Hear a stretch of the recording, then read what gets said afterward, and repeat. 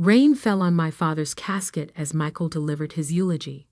My older brother, the golden child, the tech prodigy, stood there in his tailored suit, talking about Dad's entrepreneurial spirit and how he'd carry on the family legacy. I stood silently, clutching my worn laptop bag. Inside was the prototype that had consumed the last 3 years of my life. A revolutionary chip design that could transform artificial intelligence processing. Dad had been the only one who believed in it. Your sister Olivia, Michael's voice pulled me back to the present, will always have a place in our family's company, just as Dad wanted. The implied charity in his tone made my jaw clench. Classic Michael, using even our father's funeral to reinforce his position as the family's successful son. The rain intensified, but I barely noticed. After the service, Michael found me in Dad's study. I was looking at the wall of family photos, mostly Michael's achievements. His college graduation, the launch of his first startup, the day he took over as CEO of Wilson Dynamics. "We need to discuss the company," he said, closing the door. I knew what was coming. Dad had left his 30% stake in Wilson Dynamics to be split between us. Michael already owned 45%, and now he wanted total control. "I'll buy your shares," he stated, pulling out a checkbook. "Market value plus 10%. Generous, considering you've never contributed to the company's success." I thought about my prototype, about the countless nights I'd spent in my small lab while Michael built his empire using Dad's connections. I'd rather keep my shares. He laughed, that condescending sound I'd heard my entire life. "And do what with them? Vote on company decisions? You barely understand what we do." "I understand more than you think." "Really?" He perched on Dad's desk, radiating smug superiority. "Tell me, what exactly do you understand about running a tech company from your little garage lab? About managing hundreds of employees? About competing in the AI market?" The AI market. If he only knew. "I understand enough to keep my shares." His amusement turned to irritation. "Listen, Liv. You're my sister, and I'll always take care of you. But let's be realistic. You'll never make it in tech without me. Stay in your little lab. Work on your hobby projects. Leave the real business to people who know what they're doing." Something in me snapped. 10 years of condescension, of being the quirky younger sister who played with electronics while Michael became the tech industry star. "Is that what you really think?" "It's what I know." He stood, straightening his suit. "You're not built for this world, Liv. Dad knew it too. Why do you think he left you the smaller share?" I grabbed my laptop bag. Maybe because he knew I didn't need it. Michael blocked my path. "What's that supposed to mean?" "It means I don't need your help, your money, or your approval." I met his eyes. "And someday, you'll understand exactly how wrong you've been. Is this about your little pet project?" He gestured to my bag. "That chip design you kept bothering Dad about? Wake up, Liv. If it was worth anything, don't you think someone would have noticed by now?" I smiled, remembering Dad's last words to me. "Patience, sweetheart. Let them underestimate you. It's your greatest advantage." "Someone to notice," I said quietly. Dad noticed. He helped me file the patents 6 months ago. Michael's expression flickered. "Patents?" "International coverage. Core technology for AI processing architecture." I stepped around him. "But don't worry about it. It's just a hobby project, right?" "Wait." His voice had lost its condescension. "What exactly did you patent?"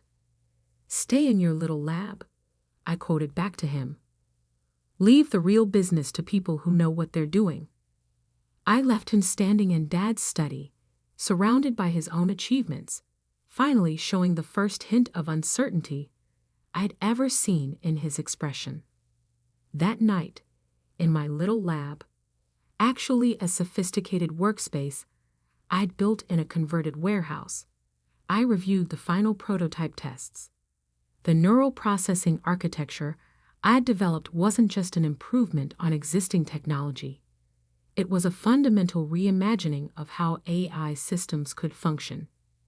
Dad had understood immediately. While Michael focused on marketing existing tech, I'd been quietly revolutionizing the foundation of AI processing itself. The patents Dad helped me secure weren't just protective. They were potentially industry-changing. My phone buzzed. "Michael, we should discuss your patents. Dinner tomorrow?" I ignored it, focusing instead on an email from Jessica Martinez at the patent office. Final approval confirmed. Documentation complete. Another message from Michael. "Whatever you're planning, remember who has the resources to actually bring products to market." I smiled, thinking about the meetings I had scheduled for next week. Venture capitalists, tech reviewers, potential partners. All arranged quietly over the past 6 months with Dad's guidance. Going to bed, Dr. Wilson? My assistant Sophie called from the lab entrance. She was the only other person who knew the full scope of what we'd developed. "Almost done," I replied, making final adjustments to the presentation I'd be giving next week. Just refining some details. "Your brother's company announced their new AI platform today," Sophie mentioned casually. "They're calling it revolutionary." I nodded, unsurprised. Michael always announced products before they were ready, counting on his marketing team to bridge the gap between promise and reality. "Should we be worried?" Sophie asked. "No." I closed my laptop, thinking about the technical specifications I'd seen in Wilson Dynamics' public filings. They're still using conventional architecture. They have no idea what's coming. That night, I dreamed about Dad. Not the sick man from the hospital, but the father who'd first taught me about electronics, who'd encouraged my curiosity, while everyone else focused on Michael's more visible achievements. "Your brother builds on the surface," he told me once. "You build from the foundation up. Both have value, but foundations last longer." I woke to 30 messages from Michael, each more demanding than the last. He wanted meetings, explanations, cooperation. The confident dismissal from the funeral was gone, replaced by barely concealed anxiety. Opening my work email, I found meeting confirmations from 3 major tech companies. They'd seen the patent filings. They understood the implications. Michael's last message caught my eye. "Don't do anything rash. We're family. We should work together." I thought about all the times he dismissed my work, all the condescending comments about my little lab and hobby projects, about his speech at Dad's funeral, his automatic assumption that I'd sell my shares, his certainty that I'd never succeed without him. "Working late tonight?" Sophie asked when I arrived at the lab. "Very late," I confirmed, setting up for another round of prototype testing. We'd got a lot to prove. And somewhere across town, in his corner office with its wall of awards and magazine covers, my brother was about to learn that sometimes the biggest threats come from the people you least expect, especially the ones you've spent years underestimating. The Tech Summit conference room fell silent as I finished my presentation. Hundreds of industry executives, engineers, and investors stared at the performance metrics displayed on the giant screen behind me. These numbers, a senior engineer from Google spoke first. "They're verified, independently tested at 3 different labs," I confirmed, advancing to the next slide.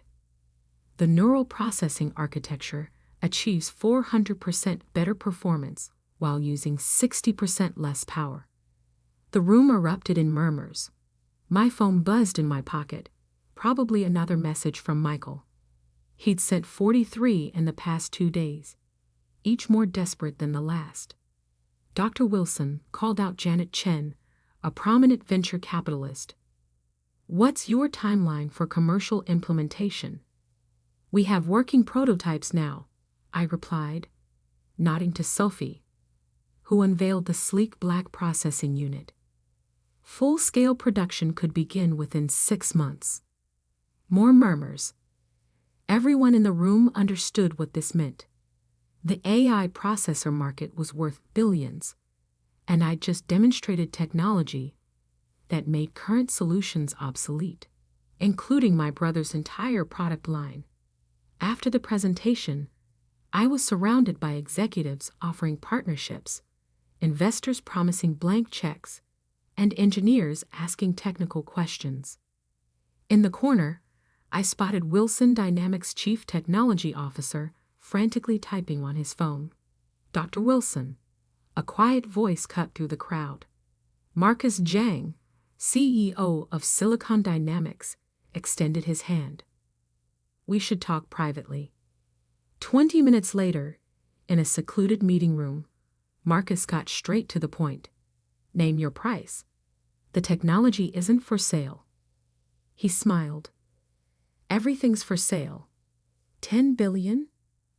I thought about Michael's words at Dad's funeral, about staying in my little lab. "This isn't about money, Mr. Zhang. 15 billion. Exclusive rights." He slid a preliminary term sheet across the table. "You could fund 100 research labs with that." Before I could respond, my phone buzzed again. "Michael, your presentation is trending on tech Twitter. Call me immediately." "Excuse me," I told Marcus, "but I have other meetings scheduled, though I appreciate the offer." His smile faded. "Wilson Dynamics will be calling next. Your brother is probably very busy right now." Indeed, Michael was busy. His company's stock had dropped 18% since my presentation, as analysts digested the implications of my technology. Wilson Dynamics' much-hyped new AI platform, scheduled to launch next quarter, was now effectively obsolete before release. Sophie met me outside the conference center. "Your brother's here." "Here?" "In the lobby, with his entire executive team." I checked my phone. 67 missed calls, 112 messages, emails from Wilson Dynamics board members.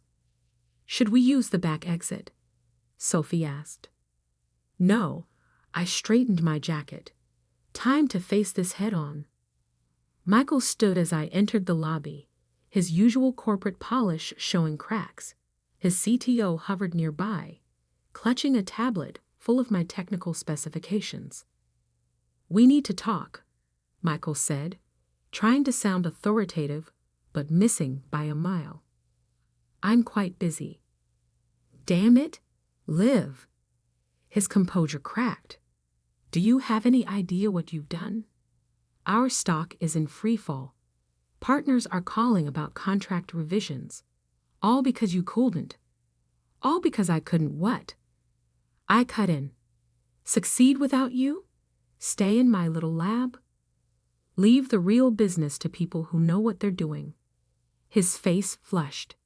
The executive team shifted uncomfortably. "The patents," his CTO interjected. "They're fundamental. We can't work around them. Every approach we've tried uses my architecture as a foundation." I finished. "Yes, I know." Michael stepped closer, lowering his voice. "What do you want?" "Want to license the patents, to sell them, to," he swallowed, "partner with Wilson Dynamics." I thought about the wall of his achievements in Dad's study, about a lifetime of condescension and dismissal. "I have a meeting with Intel in 20 minutes. I said, checking my watch. Their CEO flew in personally. Intel? Michael's voice cracked. Liv, we're family. You can't. Family? I laughed. Now we're family. Not when you tried to buy my shares for pennies. Not when you mocked my work. Not when you used Dad's funeral to emphasize my supposed inadequacies. His executive team was openly staring now, seeing their invincible CEO stripped of his arrogance. At least talk to our board, he pleaded. They're meeting emergency session tomorrow. Can't. I'm having lunch with Apple's acquisition team. I started walking toward the elevator. Though I heard Silicon Dynamics made an interesting offer. Michael grabbed my arm. You would sell to our biggest competitor. I haven't decided to sell to anyone. I pulled free. But isn't this what you wanted? For me to learn about real business. The elevator arrived with a soft chime. Sophie held the door as I stepped in. Liv, please. Michael's voice had lost all its corporate authority. Everything I've built was built on assumptions. I finished as the doors began to close. About me, about my work, about who gets to decide what success looks like. The last thing I saw was my brother's face, a mix of desperation and dawning comprehension that his dismissive little sister now held the power to reshape the entire industry. The next week was a blur of meetings, demonstrations, and increasingly dramatic offers. Wilson Dynamics stock continued to fall as more technical details emerged. Analysts called my architecture a paradigm shift. Competitors circled my brother's company like sharks scenting blood. Your brother's board called again, Sophie reported one evening as I reviewed licensing proposals. They're discussing removing him as CEO. I nodded, unsurprised. Michael had staked everything on his AI platform launch. Now it was worthless before it even hit the market. There's also this. She handed me a magazine. The cover showed Michael and me at Dad's funeral. Him at the podium, me in the rain. The headline read, Silicon Valley's biggest upset. How Wilson Dynamics missed the future in their own family. They want to know your next move, Sophie added. Everyone's waiting. I looked at the prototype humming quietly on my workbench. Dad had been right. Foundations matter more than surface appearances. Their lawyer called too, Sophie continued. Apparently, their preliminary analysis shows their entire product line might infringe on your patents. Might? Does infringe. Significantly. She paused. What are you going to do? I picked up my phone, looking at the dozens of missed calls from Michael. Each one a reversal of a lifetime of dismissal. Each one a recognition that the sister he'd underestimated now controlled his fate. First, I said, we're going to let them sweat a little longer. Then? I smiled, thinking about all those years in my little lab while Michael built his empire on shifting sand. Then we're going to teach some people a very expensive lesson about underestimating the wrong person. Because sometimes success isn't about proving people wrong. It's about waiting until proving them wrong hurts the most. The Wilson Dynamics boardroom looked exactly as I remembered it from childhood visits with Dad, all mahogany and leather, designed to intimidate. But today, sitting at the head of the table, while the board members waited nervously for me to speak, the room felt different. Maybe because my brother's usual seat was empty. The patent infringement is comprehensive. Wilson Dynamics chief counsel explained, sliding a thick document across the table. Our entire AI processing architecture relies on technology Dr. Wilson patented. Dr. Wilson, not Michael's sister or Ms. Wilson anymore. Amazing what a few $1 billion in market capitalization could do for one's professional courtesy. To be clear, another board member spoke up. Without a licensing agreement, we can't ship any products. We'd lose every contract. The company would collapse. I finished. Yes, I know. The room fell silent. Through the floor-to-ceiling windows, I could see Michael pacing in his office across the courtyard. He hadn't been invited to this meeting, a fact that must have been killing him. We're prepared to offer significant compensation, the board chairman began. Full market value plus. I've already received better offers, I interrupted. Silicon Dynamics offered $15 billion for exclusive rights.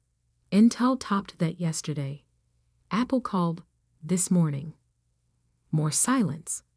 The chairman's face had gone pale. But you haven't accepted any offers, the CFO observed carefully. No. Because? I stood, walking to the windows. Michael had stopped pacing, staring directly at the boardroom. Even from this distance, I could feel the weight of his gaze. Do you know what my brother said to me at our father's funeral? I turned back to the board. He said I'd never make it in tech without him, that I should stay in my little lab and leave the real business to people who know what they're doing. The board members shifted uncomfortably. They'd all been there that day, watching Michael dismiss me in front of everyone. Here's my offer, I continued. Wilson Dynamics gets a non-exclusive license to my patent portfolio. You pay market rate royalties, just like everyone else will. No special treatment, no family discounts. But I'm not finished. I held up my hand. The license is contingent on some management changes. Michael steps down as CEO. Immediately, the chairman leaned forward. You want to take over? No, I smiled. I want him to learn the same lesson Dad taught me. Success isn't about titles or corner offices. It's about understanding what you actually contribute and who would run the company. Sophie Martinez will be here in 10 minutes. She's managed my research team for 5 years. She understands both the technology and its business implications. I paused. She also lacks any illusions about her own importance. As if on cue, my phone buzzed. Sophie, ready when you are. One more thing, I added. The company establishes a new R&D division. Real research, not just product development. And it operates independently, without interference from marketing or sales. You want to run it? The chairman asked. No, I want to choose who runs it. And I want it named after Dad. I met each board member's eyes. He always believed in building foundations, not just selling promises. The chairman glanced at the stock ticker displayed on the wall. Wilson Dynamics down 40% since my patent announcement. How long do we have to decide? Intel's offer expires at midnight. I gathered my papers. I suggest you choose quickly. Walking out, I stopped at Michael's office. He sat behind his desk, all his usual confident energy replaced by defeated stillness. The board's voting now, I said from the doorway, to accept your terms. His voice was hollow. To replace me. To save the company you nearly destroyed with your arrogance. He looked up sharply. I built this company. No, I cut in. Dad built this company. You inherited it and coasted on his reputation while ignoring actual innovation. How long since your R&D team developed anything genuinely new? His silence was answer enough. You know what your problem is, Michael? You've spent so long being the star that you forgot how to recognize real talent, even when it was right in front of you. In my defense, he managed a weak smile.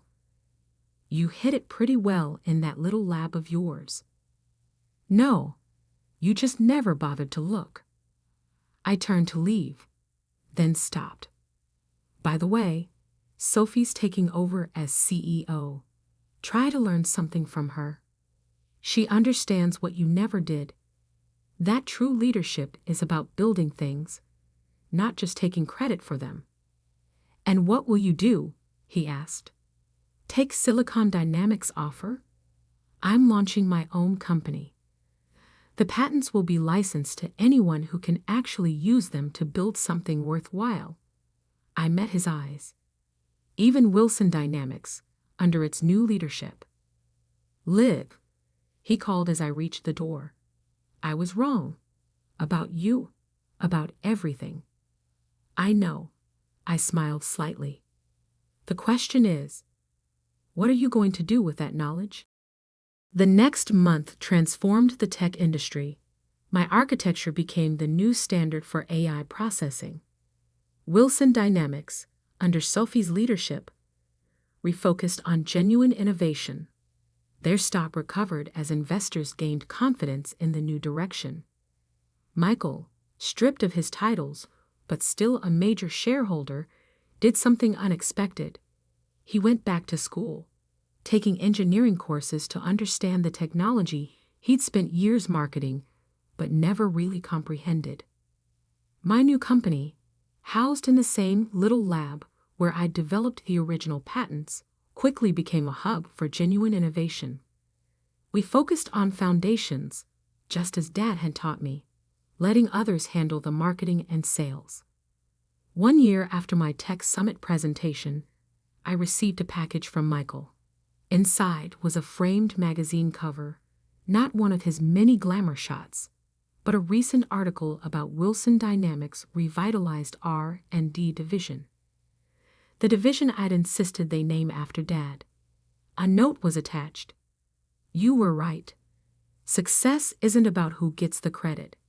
It's about who does the work. I hung it in my lab, next to Dad's old workbench that I'd kept all these years. A reminder that sometimes the best revenge isn't about destroying someone's success. It's about teaching them what success really means. Last week, Michael stopped by the lab. No fancy suit, no corporate swagger.